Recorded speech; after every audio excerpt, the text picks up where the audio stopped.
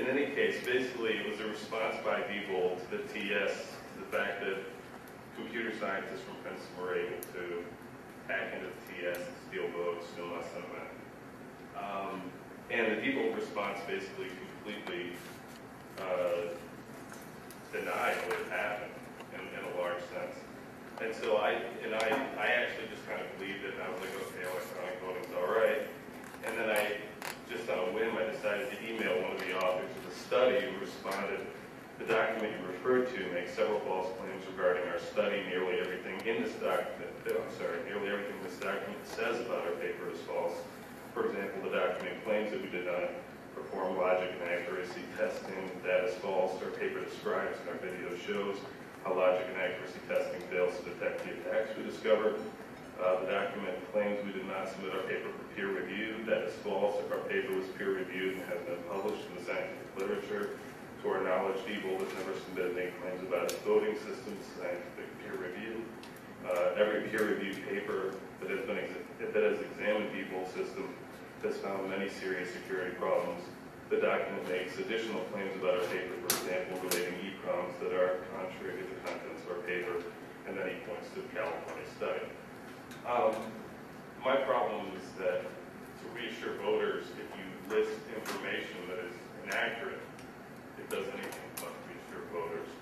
And in addition to that, the whole baby bathwater analogy, we don't need to protect the technology, we need to protect the vote.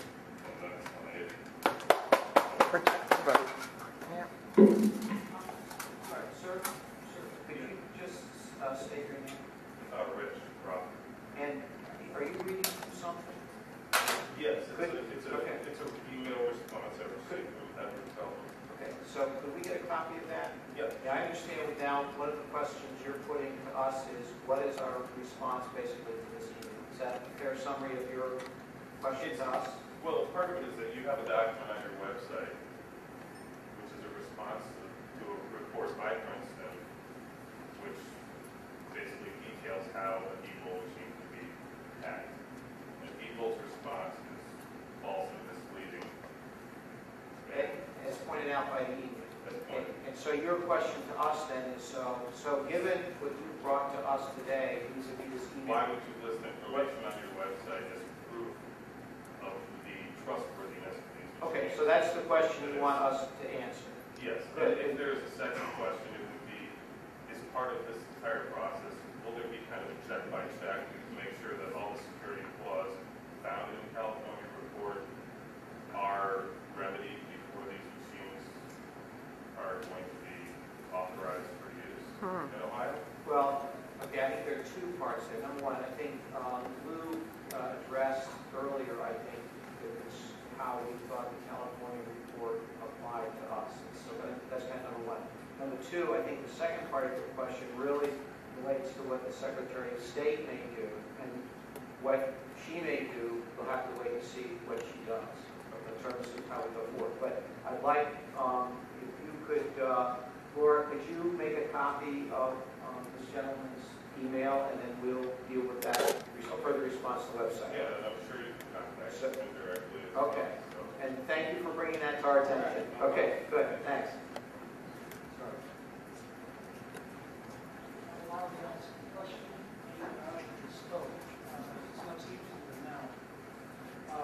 This question is for any and all that would care to respond to it. Is there anything in federal regulations and federal legislation in HAVA, in the pending H.R. 811, locally, or in the state of Ohio that prohibits Cuyahoga County, or any other county for that matter, in adopting a manual paper ballot counting system?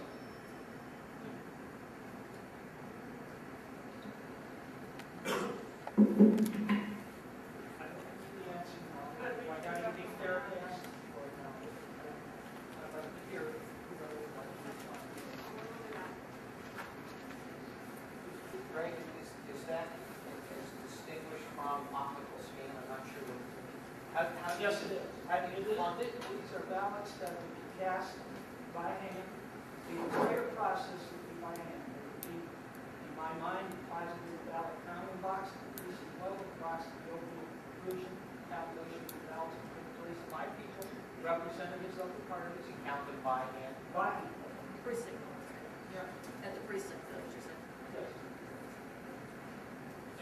You can read into it anything you like. I don't want to do that. I want to understand your thoughts so we can answer it after. If you have a follow-up, something to think of afterwards, and that's why I put off until tomorrow, what I can do to do so I can think about it. The phone number is 440. Yeah, Great. welcome. Regarding the California report, and I have to say that I appreciate your all responses, and I also have to say that I'm really glad that Cuyahoga County is having these weekly meetings with Mr. Chen. Telephonically, yes, phone conferences with Mr. Chen. However, because of the size of Cuyahoga being however you want to judge it, anywhere from the 11th to 15th largest voting district in the United States, and certainly the largest in Ohio. Again, I'm hoping that Cuyahoga leads the way, but I also think that one of the reasons that so many people have volunteered their services and have remained so consistently caring about this issue of elections as the cornerstone of democracy's survival, is that we are our brothers and sisters keepers. And what is happening in Cuyahoga is, I don't think is happening everywhere. And it can be a model. But I think that we have to think about these electronic voting machines, not just in the wonderfulness of the people who are here and the weekly meetings that are actually getting people to take on some accountability, but what about the other counties? What about the other states that are still suffering with Diebold? It doesn't really help. And I think that that's part of the role, as long as you guys are such good guys and gals. I hate this term, but as long as you're such good, lead the way. Elections are a mess nationwide, statewide. I can bring proof. So I don't think we should only look at, well, it's not happening here, so it's okay. Again, the New York study that just was put out by Andy Novick and talking about the irresponsibility, the unreliability of these vendors, the non-ethicality of these vendors, the startling, devious, deceptive practices. I mean, these are the words that say, according to New York law, we should not even be wasting our time with these folks because they don't have the integrity. We demand integrity from anybody our government buys from. And these folks have shown for years they don't have the integrity. Well, I think we need to look at the whole picture, not just ourselves. Regarding the digital guardian that we have, that they didn't have, I have to say that I looked at CompuWare reports that were done from 2004, correct me if I'm wrong, through 2005. The last one was April 2005. We purchased, in Cuyahoga purchased, the last board purchased the first round, signed the purchase agreement on 11/11/05, okay? So it was April '05. There were 4 CompuWare studies as contracted by Mr. Blackwell, the previous Secretary of State. And CompuWare, even though they weighted, as they weighted risk levels, they weighted they weighted their risk levels kind of oddly based on everybody inside is trustworthy. All voters are non-trustworthy. So anything having to do with the inside, not a problem. But if voters have a chance to get to it, the bad people, then there's a problem. Well, so that's questionable. However, they said in report number 2, 3, and 4, and the reason they kept doing these reports is because people hadn't fixed the things. So they had to keep checking. Actually, the last 2 checks were because the paper trail was added. But in 2, 3, and 4, the end of 04 and the beginning of 05, CompuWare noted Diebold added Digital Guardian, but they added it wrong, just as what Lou said before. They put another layer on, but they didn't integrate it properly. And Diebold and CompuWare said even more that they made the situation worse. They made the situation worse. The third report said that there had been no change in what Diebold didn't fix anything from the last CompuWare special. And the last one said pretty much the same, except people could go into Microsoft Notepad, which is a desk accessory of Microsoft. These systems are based on Microsoft Windows CE. And there has been a body of evidence that shows that maybe they were even federally certified fraudulently, because they claimed that this was off-the-shelf software that shouldn't be looked at. That's a question for this testing. Commercial off-the-shelf software, COTS. When every Microsoft expert said Microsoft Windows CE is an incomplete program and can only be used if it's customized. Therefore, it can't be commercial off-the-shelf software that people doesn't have the ability to reveal the Microsoft source code. I mean, there is a body of evidence about that. So, Digital Guardian. I mean, we have been told, as per the last CompuWare report, certainly in April 05, and we've heard nothing since, that the way Digital Guardian is installed, it makes things worse. People can get in through Microsoft Notepad, actually write in executable code, self-erasing executable code. So, you know, when I hear Digital Guardian, I need some further assurances that somebody actually got it right. When I hear about keys and security keys and memory cards being locked, the Princeton report, which this gentleman brought up, showed that the keys are available online. They're the same keys as hotel minibars. They are the same keys as some jukeboxes. Now, what kind of key is that for our election system? The tape, the seals that we use, not so much the plastic seals, but the tape that goes over, that's supposed to show if there's been tampering, it's supposed to say void.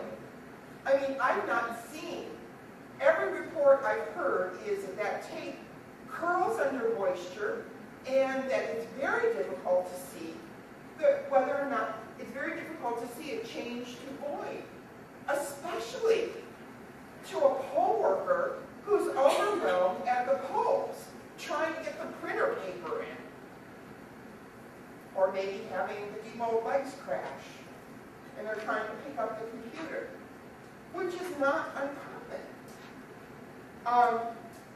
We don't hook up to a network, but the fact is these machines, in 2004, these machines were decertified in California 1-4 by previous Secretary of State Shelley, and they used the words, Diebold's behavior has been despicable.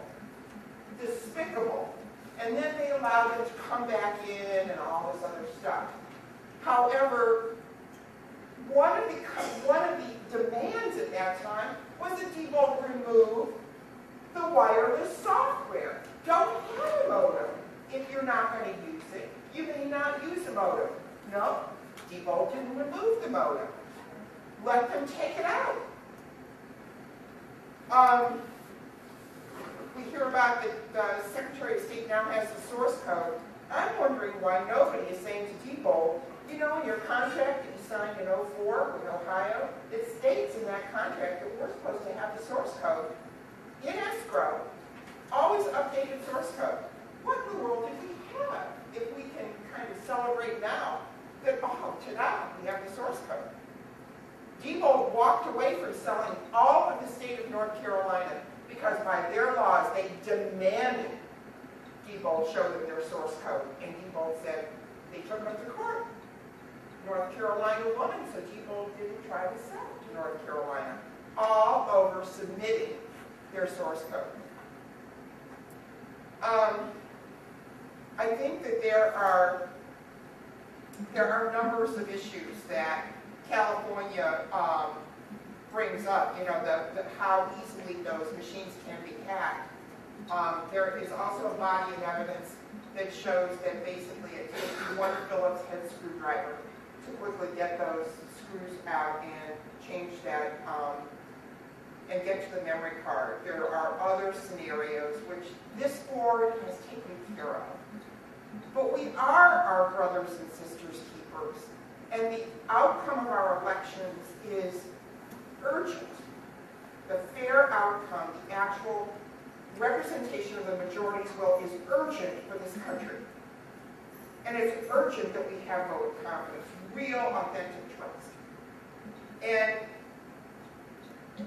you know, there is a body of evidence that you can take a Phillips head screwdriver and open that up. You can break that seal and nobody will notice. You can switch a memory card that's, you know, that's this big, a regular PCM-CIA card. It's easy to switch. And if you switch it, it's easy to program on a regular laptop and make the election outcomes different. All of these potentials should not be there in our system. I completely agree with Ray. So thank you very much for listening. Now, let me just try and respond to three things you said. Thanks. First of all, in terms of our dealing with more of the issues we have here, at least as one board member, I'm going to decline that invitation. Notwithstanding the fact that I think we have a very good board that works very well together. I agree. And we have a very good director and deputy director. Couldn't agree more. We work well with the board. Couldn't agree more. I have great concerns about our being able to pull off 2008. We are going to take all of our resources and all of our vigilance and all of the help from folks like you to make that work just here in Cuyahoga County. That's a big enough task right now. So I decline that invitation respectfully. Thank you. I don't know, Lou, do you want to make any comment about Digital Garden regarding the rollout? Do you want to make any comment, or Brian, do you want to make any comment about the seals to folks? Well, I will say that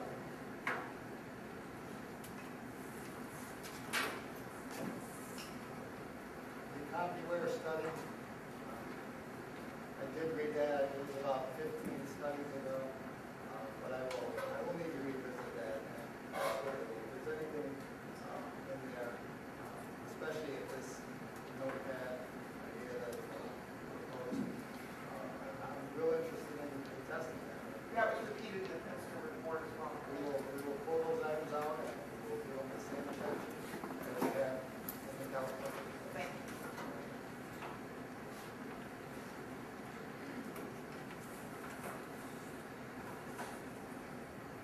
May I ask a technical question? Again, I apologize, I put all this together had I known the agenda. I